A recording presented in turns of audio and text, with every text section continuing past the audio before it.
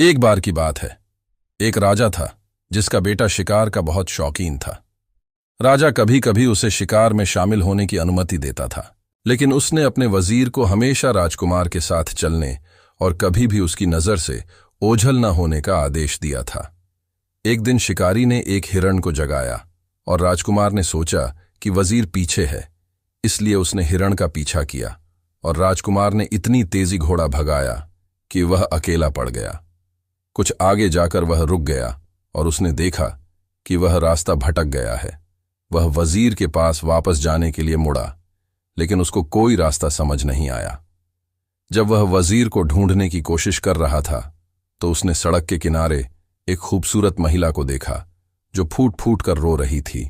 राजकुमार ने अपने घोड़े की लगाम खींची और उससे पूछा कि वह कौन है और इस जगह पर क्या कर रही है और क्या उसे मदद की जरूरत है। उसने जवाब दिया, मैं एक राजा की बेटी हूं और घोड़े पर सवारी करते समय मुझे नींद आ गई और मैं गिर गई। मेरा घोड़ा भाग गया है और मुझे नहीं पता कि उसका क्या हुआ। युवा राजकुमार को उस पर दया आ गई और राजकुमार ने उसे अपने पीछे ले जाने की पेशकश की। वह औरत मान गई और राजकुमार के पीछे आकर बैठ गई। जब वे एक खंडहर इमारत के पास से गुजरे तो महिला घोड़े से उतरी और अंदर चली गई। राजकुमार को उस पर शक हुआ कि अगर ये राजकुमारी है तो यह खंडहर में क्यों जा रही है। राजकुमार भी घोड़े से उतरा और उसके पीछे चला गया। राजकुमार को अपने कानों पर यकीन नहीं हुआ जब उसने उसे अंदर किसी से यह कहते हुए सुना, मेरे बच्चों खुश हो जाओ, मैं तुम्हारे लिए एक अच्छा मोटा खाना लाई हूं। और उसके बाद दूसरी आवाजें सुनाई दी, वह कहाँ है मां, ताकि हम उसे अभी खा सकें क्योंकि हम बहुत भूखे हैं। राजकुमार को तुरंत पता चल गया कि उसकी जान खतरे में है। अब उसे पता चल गया था कि वह औरत जो कह रही थी कि वह एक राजा की बेटी है, एक चुड़ैल है जो हजारों सालों से राहगीरों को अपने जाल में फंसाकर फिर उनका शिकार करके खा जाती है। राजकुमार बहुत ज्यादा डर गया और जल्दी से अपने घोड़े की तरफ भागा और जल्दी से उस पर बैठ गया।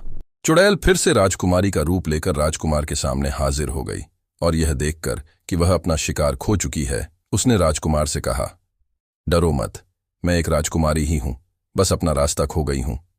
उसने जवाब दिया। राजकुमार को अपने कानों पर यकीन नहीं हुआ।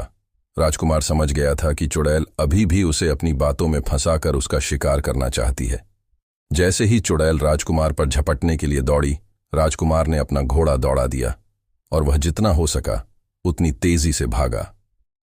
चुड़ैल ने काफी दूर तक राजकुमार का पीछा किया, लेकिन राजकुमार ने बिना थके घोड़े को दौड़ाए रखा और उसे अपना रास्ता मिल गया और वे अपने महल सुरक्षित पहुंच गया। महल पहुंचकर राजकुमार काफी दिनों तक बीमार रहा।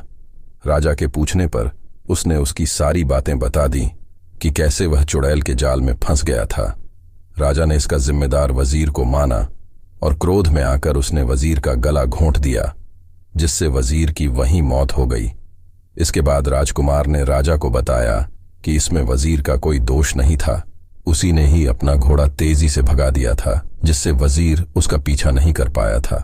इसके बाद राजा को अपने किए पर पछतावा होता है, लेकिन अब इस पछतावे का कोई फायदा नहीं था।